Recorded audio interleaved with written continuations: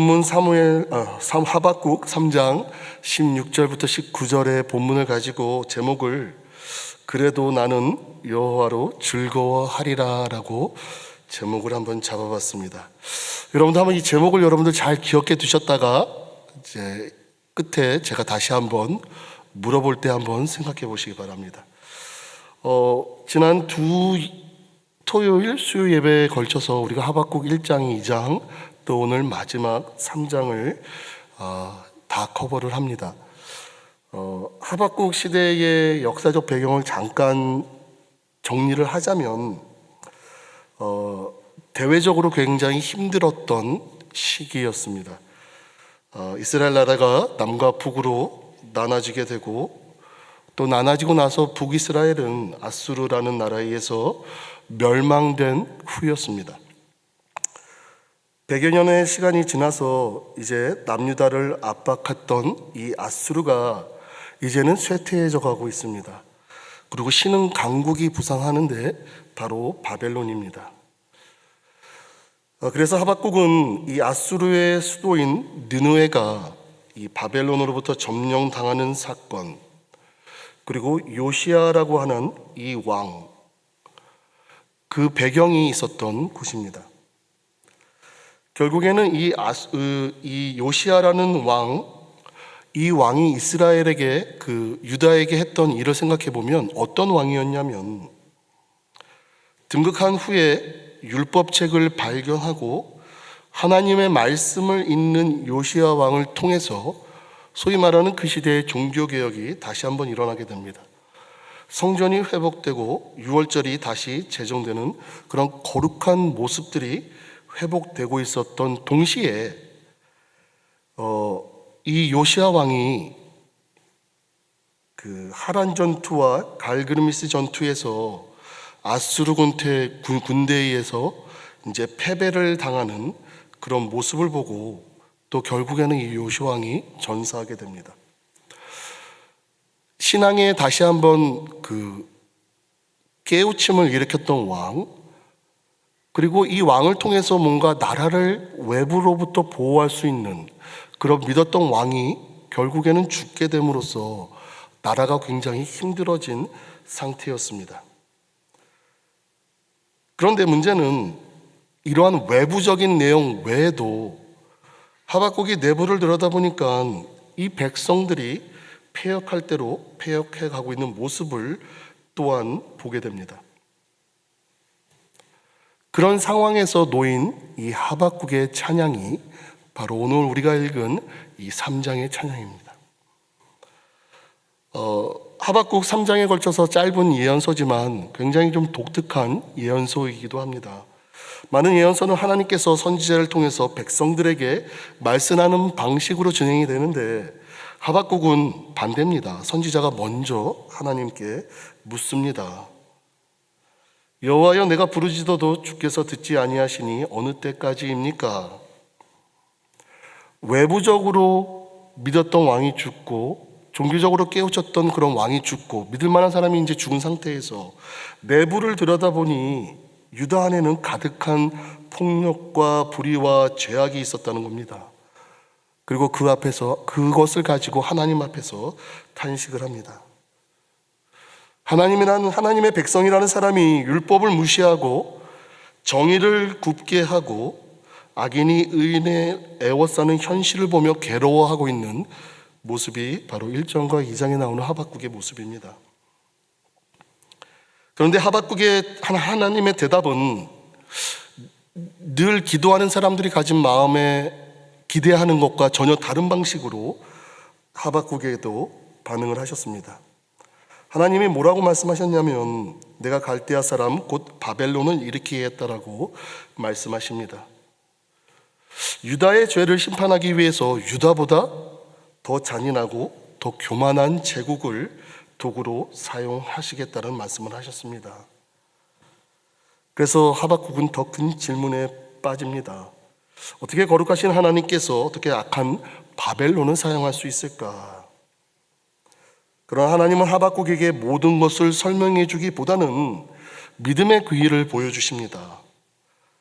2장 4절에 말씀하신 것과 같이 의인은 그의 믿음으로 말미암아 살리라라고 말씀하십니다. 하나님은 바벨론도 심판하실 것이고 교만한 자를 무너뜨리시고 또 믿음으로 하나님을 의지하는 자를 살릴 것이라고 말씀하십니다. 그리고 나서 이제 3장에 들어와 하박국은 더 이상 하나님께 묻지 않습니다. 거기에만 머물러 있지 않습니다. 그는 기도와 찬양으로 나아갑니다. 하나님은 과거 구원의 역사를 기억하는 하나님이십니다. 우리 또한 기억합니다. 출애굽의 하나님, 광야에서 백성을 인도하신 하나님, 원수를 심판하시고 자기 백성을 건지시는 하나님을 바라보고 있습니다. 그리고 나아가 오늘 본문 3장 16절부터 19절에 하박국은 두려움 속에서 이 믿음의 고백을 드립니다. 몸은 떨리고 상황은 무너지고 먹을 것도 사라질 수 있지만 그는 이렇게 고백합니다. 나는 여호와로 말미암아 즐거워하며 나의 구원의 하나님으로 말미암아 기뻐하리로다. 어떻게 보면 이 고백이, 오늘 본문에 나오는 이 고백이 성경에서 나오는 가장 아름다운 믿음의 고백 가운데 하나인 것 같습니다. 하지만 우리가 이 말씀을 너무나도 잘 아는 이 말씀을 너무 빨리 이 위로의 문장으로만 읽어서는 안 됩니다. 무화과 나무가 무성하지 못하며 포도나무에 열매가 없으며, 마치 어떤 시골의 마을의 풍경화 같은 이런 서정시와 같은 마음으로 비춰질 수 있습니다. 그런데 그것을 떠나서 더 나아가 이것은 철저하게 모든 경제 체계의 철저한 붕괴를 나타내고 있는 말입니다. 생존의 기반이 무너지는 말이라는 겁니다. 생각해 보시기 바랍니다. 농경사회에서 무화과, 포도, 감난, 밭, 양, 소, 이것은 농경사회의 전부입니다. 그것이 없다는 것은 단순히 그냥 삶의 한 부분이 없어져서 불편하다가 아니라 지금 당장 먹을 것이 없고 내일도 먹을 것이 없고 우리가 결국 미래를 보장할 것이 없다라는 겁니다. 결국 내가 가진 모든 안정장치가 다 사라졌다는 말씀입니다. 하박국은 이 모든 것을 상상으로만 말하는 것이 아닙니다. 하나님께서 바벨론을 심판의 도구로 사용하실 것이라는 그 계시를, 그 말씀을 받았던 당사자입니다. 그는 보았습니다. 전쟁을 보았습니다. 그리고 더 큰 전쟁이 올 거라는 말씀을 들었습니다. 성읍은 무너질 것이고 밭은 황폐해질 거라는 겁니다. 가축은 빼앗기거나 죽을 것입니다. 그리고 백성들은 포로로 끌려갈 것입니다. 그래서 16절에 보면 하박국의 마음이 나옵니다. 하박국의 그 말씀을 듣고 나서 이 하박국의 심리 상태가 나옵니다. 하박국은 떱니다. 강철 같은 사람이 아닙니다. 믿음이 있으니까 괜찮다라고 생각하면 넘어갈 수 있는 일인데, 믿음이 있으니까 괜찮다라고는 그런 감정에 눌러버리는 사람 또한 아닌 것 같습니다. 그는 하나님의 말씀을 듣고 정말 창자가 뒤틀리지, 이게 어느 인간의 신체 기관을 나타내는 것이 아니라 인간의 가장 깊은 내면을 나타내는 말이죠.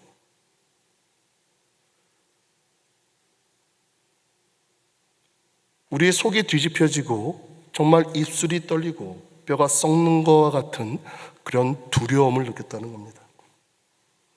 우리가 살아오면서 이러한 두려움을 느낀 때가 있습니까? 여기서 우리는 중요한 사실을 압니다. 과연 믿음은 우리가 살아가는 현실 가운데 어떻게 작용하는지를 한번 우리의 삶을 돌이켜서 보면 많은 경우 현실을 부정할 때가 있습니다.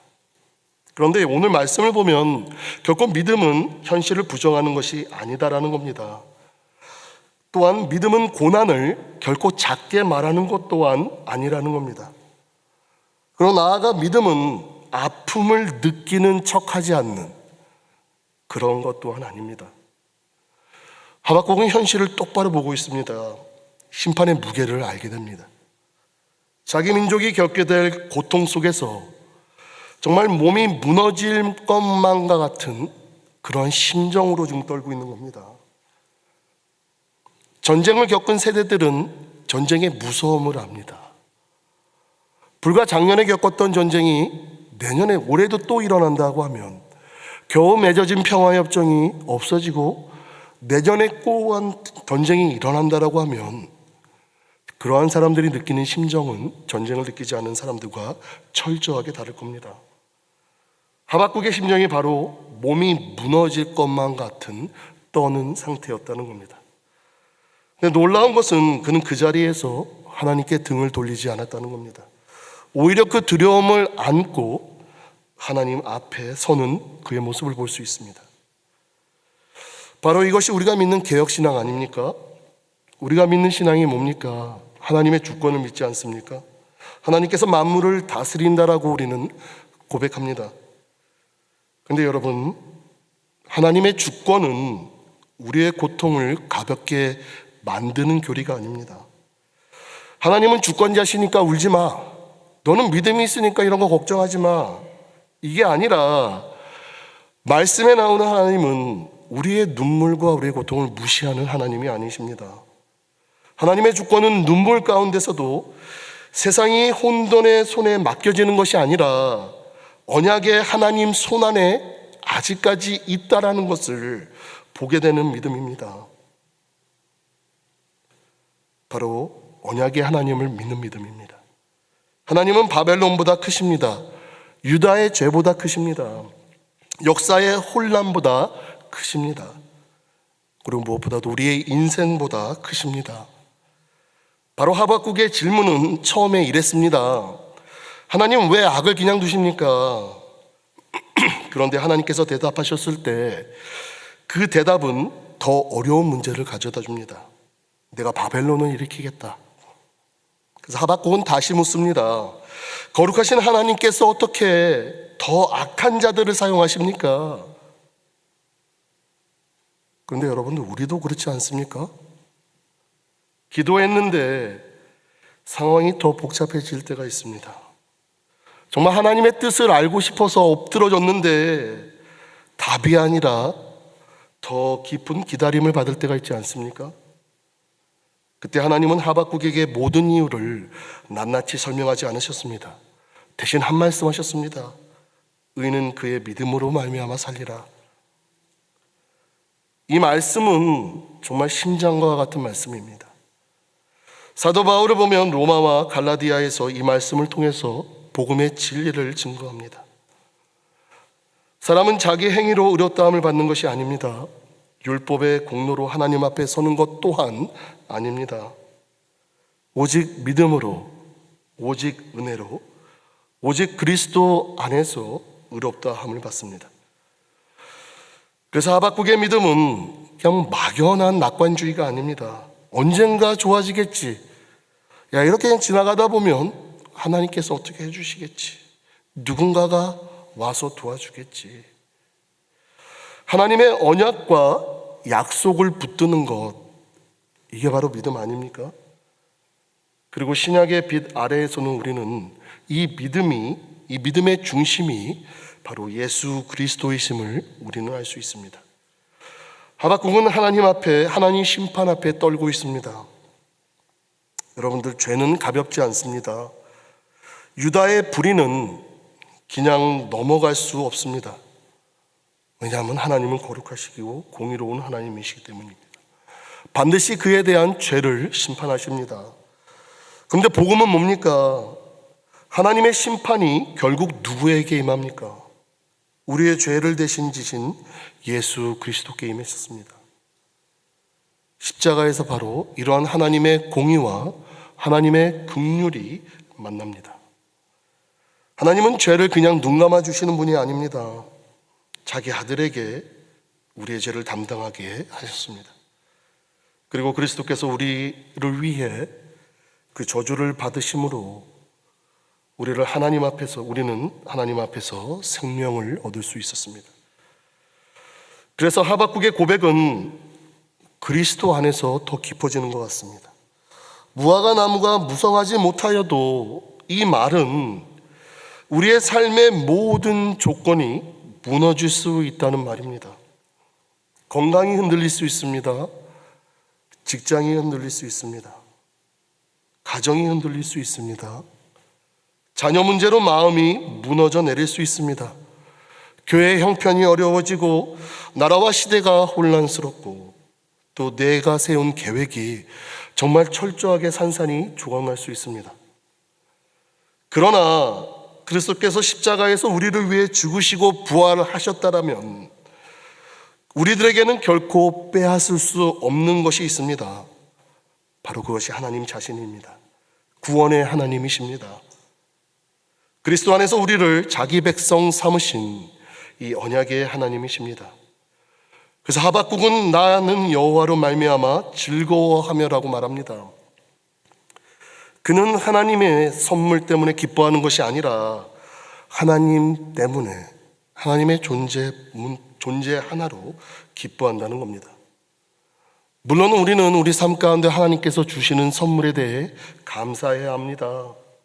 하나님이 우리들에게 허락하여 주신 가정에 대해 감사하고 우리들에게 주신 자녀에게도 감사를 하고 우리에게 날마다 일용할 양식을 주시는 거에도 감사를 하고 그래도 내 육체를 갖고 한 걸음 한 걸음 예배당으로 나와 예배드리는 그 건강을 나에게 주신 것 또한 감사해야 합니다. 우리에게 또한 믿음의 귀한 공동체 또 첼치냄 장로교회를 주신 것 또한 감사해야 합니다. 또한 평안한 날도 주심을 감사해야 합니다.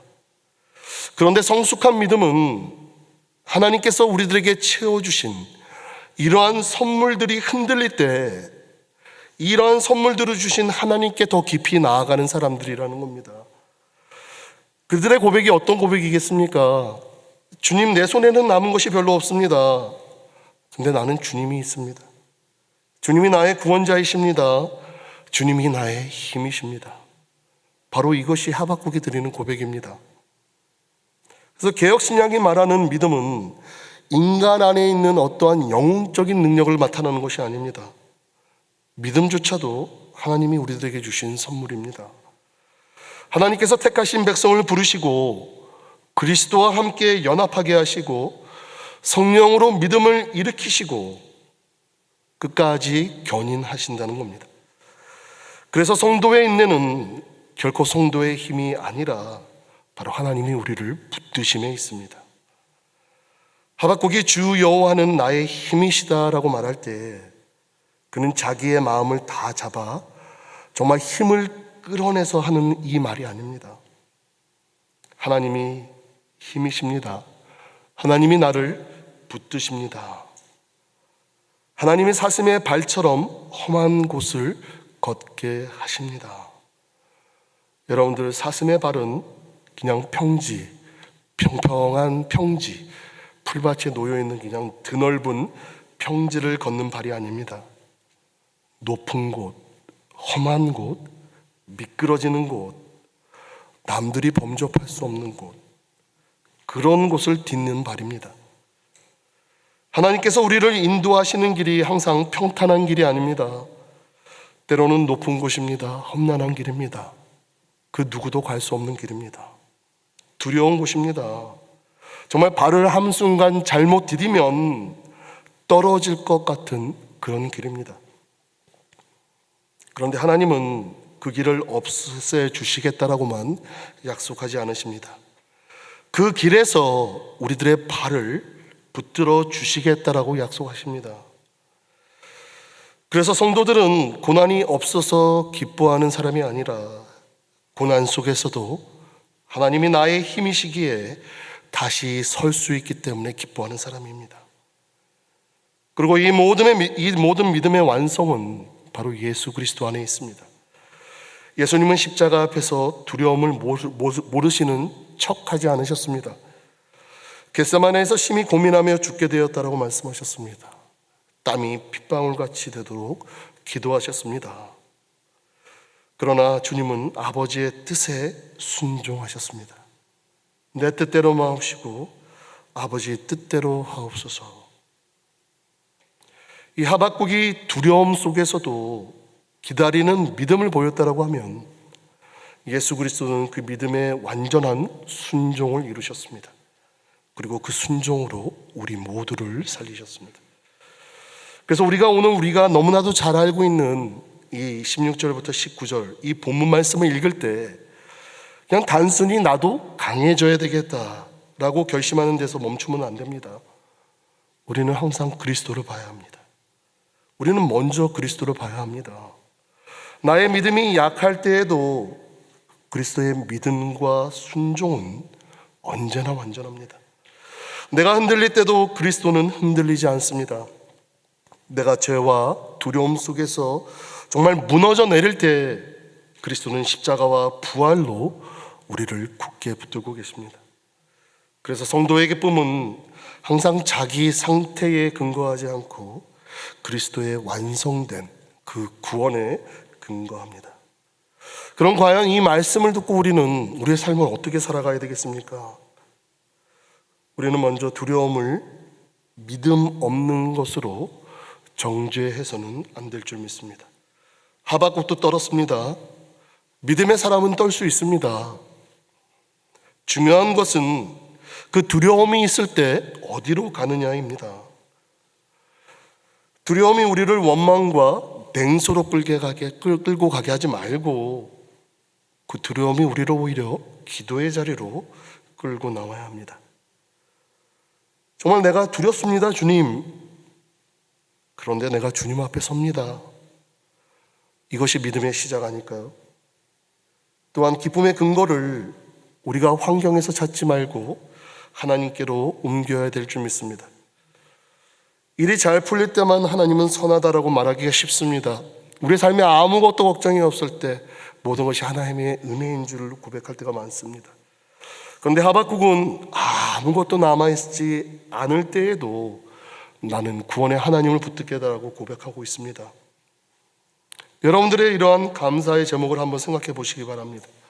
그저 하나님께서 나에게 부어주신, 채워주신, 내 곳간을 채워주시고 나에게 무엇 하나를 더해주신 거에 감사하지만 말고 그것보다 훨씬 크고 위대하신 하나님 자신을 한번 고백해 보시기 바랍니다. 정말 나에게 모든 것이 없어도 정말 주님은 나의 구원자이십니다. 정말 이러한 고백이 우리들에게 나올 수 있을지 정말 우리 자신을 한번 살펴보시기 바랍니다. 또한 하나님의 설명보다 하나님의 성품을 붙잡는 우리가 되기 원합니다. 기도하면서 또한 어떠한 예상치 못하는 일이 발생할 때에도 우리는 항상 왜 이러한 일이 일어났는지 알고 싶어 합니다. 근데 중요한 것은 하나님은 그때그때마다 이유를 다 설명하지 않으십니다. 대신 하나님이 누구이신지를 보여주십니다. 거룩하신 하나님, 언약에 신실하신 하나님, 죄를 심판하실 때 자기 백성을 버리시지 않는 하나님, 그리스도 안에서 우리를 끝까지 붙드시는 하나님, 그 하나님의 성품만을 우리가 바라봐야 되지 않겠습니까? 그리고 또한 고난 중에서도 예배를 포기하지 않아야 될 줄 믿습니다. 하박국 3장은 기도이면서 노래입니다. 시기오노세라는 어떤 장르인 것 같아요. 정확한 뜻은 알 수 없습니다. 근데 어떠한 느낌의 노래일 거라는 것은 여러 학자들이 예측을 합니다. 3장이 바로 그러한 노래입니다. 상황은 좋아지지 않고 나빠질 겁니다. 그럼에도 불구하고 하박국은 하나님을 찬양합니다. 하박국이 드리는 이 찬양의 모습을 보고 우리가 과연 이 예배, 정말 시간이 괜찮고 형편이 괜찮을 때 드리는 어떤 일종의 여가 활동이 아니라 예배는 우리가 누구에게 속했는지를 다시 한번 확인하는 이 언약의 자리인 줄 믿습니다. 마음이 무너질 때일수록 아직 내가 무슨 해답을 듣지 못할수록 우리는 말씀 앞에 앉고 기도하고 찬양하고 성도의 교제를 해야 될 줄 믿습니다. 마지막으로 그리스도 안에서 이미 받은 구원을 우리는 항상 기억해야 될 줄 믿습니다. 성도의 최종 안전은 뭡니까? 우리의 통장 잔고입니까? 우리의 세이빙 어카운트입니까? 우리의 은퇴 자금입니까? 우리의 자녀들입니까? 나의 건강입니까? 내가 그동안 수많이 쌓아놓은 공들인 인간관계입니까? 그 어느 곳에서도 우리는 안정을 찾을 수 없습니다. 우리의 최종 안전은 십자가와 부활에 있습니다. 그리스도께서 우리를 위해 죽으셨고 다시 사셨습니다. 그래서 우리는 잃을 것이 많은 사람들이지만 동시에 결코 잃어버릴 수 없는 것을 받은 사람들입니다. 바로 하나님이 나의 하나님이십니다. 그래서 하박국의 마지막 고백은 정말 쉬운 고백이 아닙니다. 무화과 나무가 무성하지 못하고 포도나무에 열매가 없고 정말 모든 것이 내 삶의 터전에서 철저히 무너지는 그 자리 한가운데서 드리는 고백입니다. 그럼에도 불구하고 하박국은 말합니다. 나는 여호와로 말미암아 즐거워하며 나의 구원의 하나님으로 말미암아 기뻐하리로다. 이 고백은 상황을 부정하는 얘기가 아닙니다. 오히려 그 어려운 상황보다 크신 하나님을 바라보는 그런 믿음의 고백입니다. 오늘 우리도 이 믿음으로 부름받았습니다. 이해할 수 없는 하나님의 섭리 속에서도 하나님이 침묵하시는 그 시간이 정말 한없이 길게 느껴져도 우리의 손에 남는 것이 줄어드는 그 순간 속에서도 우리는 그리스도 안에서 말할 수 있습니다. 주 여호와는 나의 힘이십니다. 그러기에 내 영혼은 안전합니다. 그리고 하나님은 자기 백성을 끝까지 붙드십니다. 우리 발을 사슴과 같게 하셔서 높은 곳을 걷게 하십니다. 험난한 절벽을 걷게 하십니다. 아무나 갈 수 없는 곳을 담대히 걷게 하십니다. 그러하기에 우리는 낙심하지 말아야 합니다. 주님을 바라보시는 여러분들 되시기 바랍니다. 구원의 하나님 안에서 기뻐하시기 바랍니다. 우리의 기쁨은 무화과 나무에 있지 않습니다. 우리의 기쁨은 포도나무의 열매에 있지 않습니다. 우리의 기쁨은 여호와 하나님 예수 그리스도 안에서 우리를 구원하신 하나님께 있는 줄 믿습니다. 오늘 다시 한번 제목을 한번 돌아가 보기 바랍니다. 오늘 제목을 보면 그래도 나는 여호와를 즐거워하리라. 여러분들 이 그래도 나는 여호와를 즐거워하리라 자포자기하는 심정으로 하는 고백이 되겠습니까? 아니면 어려움 속에서도 그래도 다짐을 하며 내가 다시 한번 이 힘든 가운데서도 내가 하나님을 다시 한번 붙들기 원합니다. 여러분들의 담대한 고백이 되겠습니까? 여기에 여러분들의 마음을 담아 감정을 담아 드리는 그 톤이 바로 여러분들의 진정한 고백이 될 줄 믿습니다. 우리 한번 찬양 드리기 원합니다. 이 3장은 시기온옷 정확한 뜻은 알 수 없습니다. 하지만 격정적이고 강렬한 곡조로 정말 열정적인 찬양의 방식으로 드리는 음악의 용어로 통상적으로 이해된다라고 합니다. 시기온옷의 찬양. 상황은 두렵고 흔들리지만 하나님의 구원과 주권을 믿고 정말 온 마음을 다해 드리는 그런 믿음의 찬양. 그러한 찬양이 바로 하박국 3장의 찬양입니다. 우리 한번 찬양으로 나아가기 원합니다. 내 영혼은 안전합니다. 우리 찬양 한번 하기 원합니다.